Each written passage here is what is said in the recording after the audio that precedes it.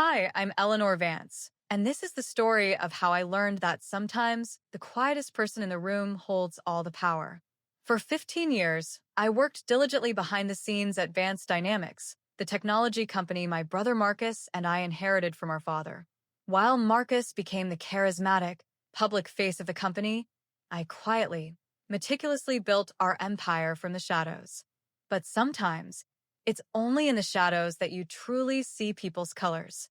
I still remember when it all began, back when our company was nothing more than a small IT consulting firm operating out of a cramped, converted warehouse in Silicon Valley. Dad had built it from scratch, teaching himself coding while working 3 jobs just to support us after we immigrated from Taiwan. Marcus was always the golden child, charming, outgoing, naturally destined for the spotlight. I was the quiet one, the girl who spent weekends immersed in learning new code instead of going to parties. When Dad passed away 5 years ago, he left us equal shares of the company. Take care of each other, he'd urged in his final days. Together, you can build something extraordinary. What he didn't know was that I had already been building something extraordinary, a revolutionary, ad-driven cybersecurity system that would eventually transform our small firm into a multi-billion-dollar enterprise. The real problems began 3 years ago when Marcus met Serafina Thorne at a high-profile tech conference. She was everything I wasn't: tall, effortlessly elegant, armed with an MBA from Stanford, and a resume glittering with all the right names. Within 6 months, they were married. Within a year, she had convinced Marcus that she should join the company. Serafina has amazing experience in financial management, Eleanor, Marcus had said, his eyes gleaming with a new kind of excitement. We need someone like her to help us scale. I simply nodded, silently swallowing my strong objections. What Marcus didn't know was that I had already secured a series of funding deals through my own intricate network. Our growth strategy was already well underway, meticulously planned and executed.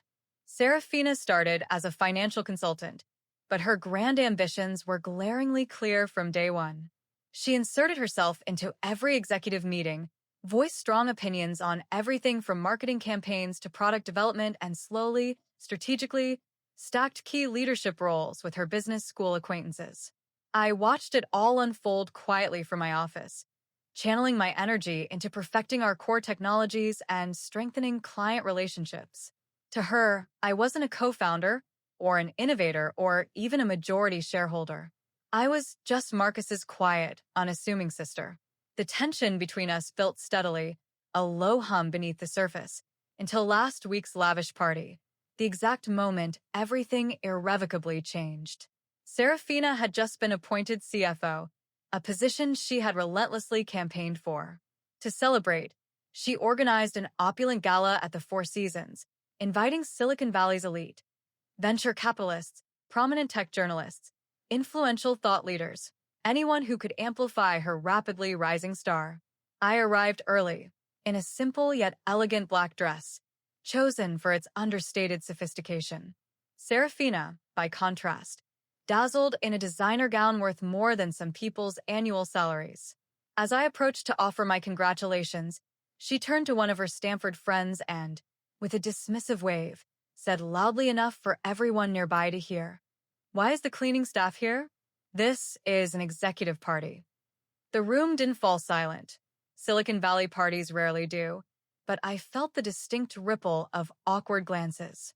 Marcus stood nearby, visibly uncomfortable, yet he said nothing. His silence, I realized, cut deeper than her words ever could. Serafina smirked, a patronizing glint in her eyes. "Oh, I am so sorry. I completely forgot you're Marcus's sister. It's just that you're always hiding in that back office. I hardly ever see you at important company functions." She let out a light, airy laugh. "Though, I suppose someone has to handle the technical details." I stood there, absorbing every single condescending word. Years of being underestimated, dismissed, and quietly pushed aside crystallized into one excruciatingly sharp moment. But I didn't cry. I didn't lash out. I simply smiled, raised my champagne glass, and said, with a quiet intensity, "Congratulations on your new position, Serafina. I'm sure tomorrow will be quite interesting. She barely acknowledged me, already turning back to her eager admirers. Marcus caught my eye, a flicker of apology there, but I shook my head, my message clear, and slipped out early. I had work to do. That night, in the quiet solitude of my home office, I opened my laptop and pulled out documents I had hoped never to use. The truth was, Serafina had never bothered to study the company's true ownership structure. 3 years ago, when we desperately needed capital, Marcus, eager to avoid outside investors and I now realize, eager to impress Serafina, sold me 17% of his shares. He was so caught up in the new relationship that he signed the papers without even glancing at the fine print. As of that moment, I owned 67% of Vance Dynamics. I worked through the night, emailing board members, calling our legal counsel, meticulously preparing announcements. As the sun began to rise over Silicon Valley, painting the sky with hues of gold and rose, I felt a strange mix of sadness and steel-hard resolve. Dad told us to take care of each other. But sometimes, taking care of the company means making the hardest choices imaginable. The next morning, I arrived early at the conference room. At 9 sharp, Serafina strode in with a triumphant smile, clutching her CFO orientation papers. That smile froze, however, when she saw me seated calmly at the head of the table, flanked by board members on video calls, our legal counsel, and a visibly pale Marcus. "Eleanor, what are you doing here?" she demanded, her voice sharp with irritation. "I have a CFO orientation scheduled." "Actually, Serafina," I said calmly, my voice steady, "we need to discuss some rather significant changes in the company's structure." Her composure slipped, just a fraction. "What changes?" I opened my laptop and projected the document onto the main screen. "As of this morning, I am exercising my rights as the majority shareholder of Vance Dynamics to implement an immediate organizational restructuring." "Majority shareholder?" She let out a brittle, disbelieving laugh. "That's ridiculous. Marcus and I control 67%. "I own 67%. I interrupted quietly, letting the words hang in the air. "Would you like to see the paperwork?" I displayed the detailed ownership breakdown. Her face twisted through disbelief, then anger, then finally, stark fear. "This can't be right," she hissed at Marcus, spinning toward him. "Tell her this isn't right." Marcus looked like he had aged 10 years overnight. "It's true," he said softly, his voice barely a whisper. I sold Eleanor part of my shares. I never thought what?" Serafina snapped, her voice rising. "That your little mouse of a sister would actually use her power?" I held up a hand, silencing her. "This isn't a challenge, Serafina. It's a correction." I turned to the now silent board members. "As you've seen in the documents I provided, there have been deeply concerning decisions in recent months.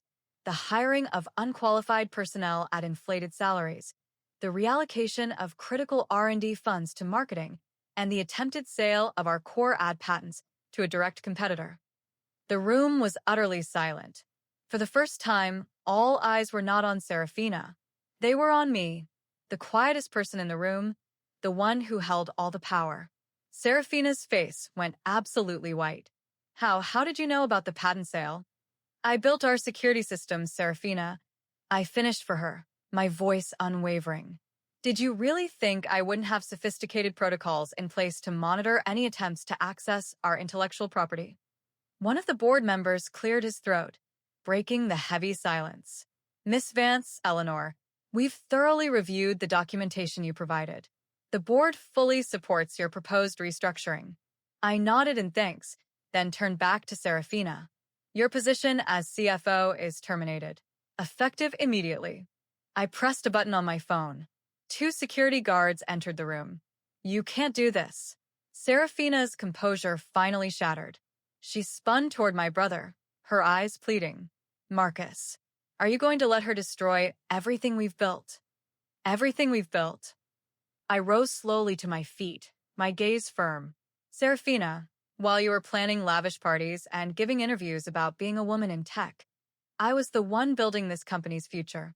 That security system you tried to sell, I developed it.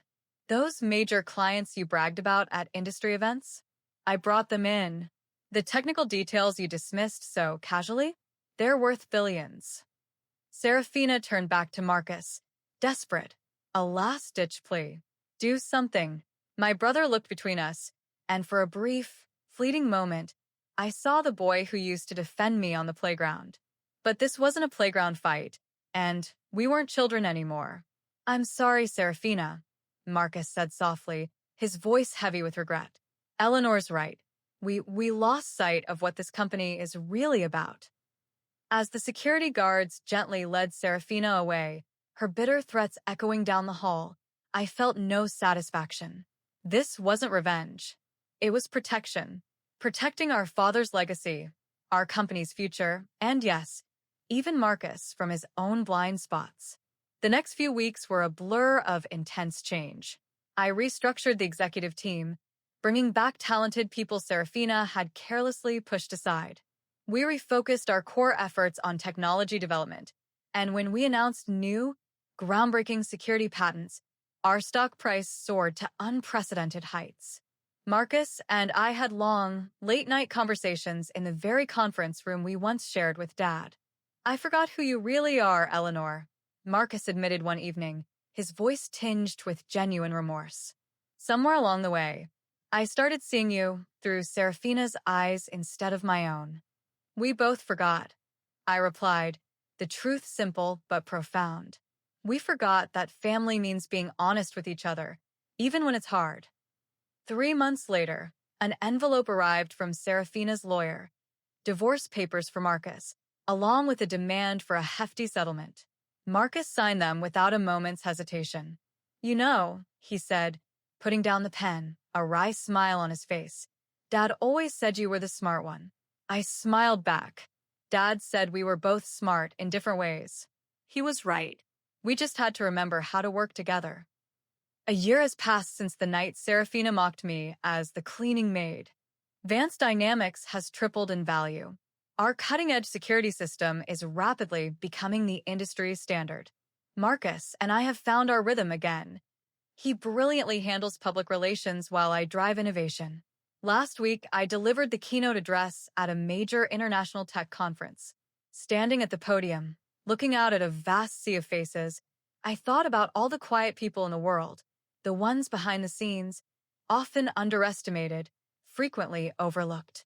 Success isn't about being the loudest person in the room, I told them, my voice carrying clearly through the auditorium.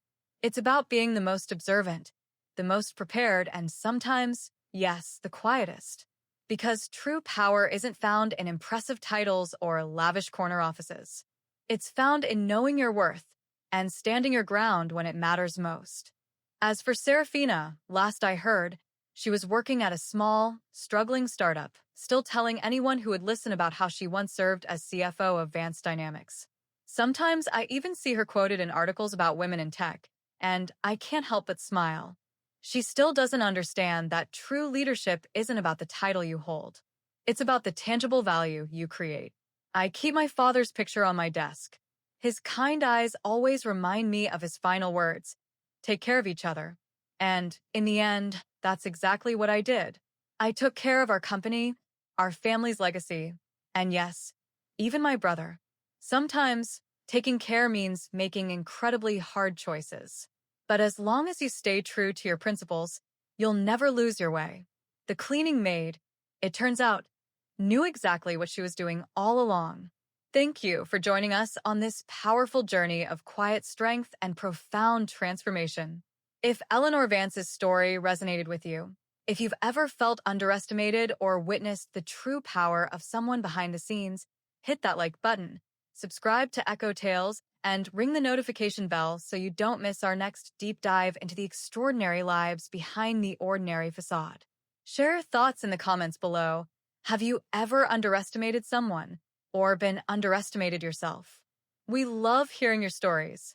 Until next time, remember, some of the most impactful stories are whispered, not shouted.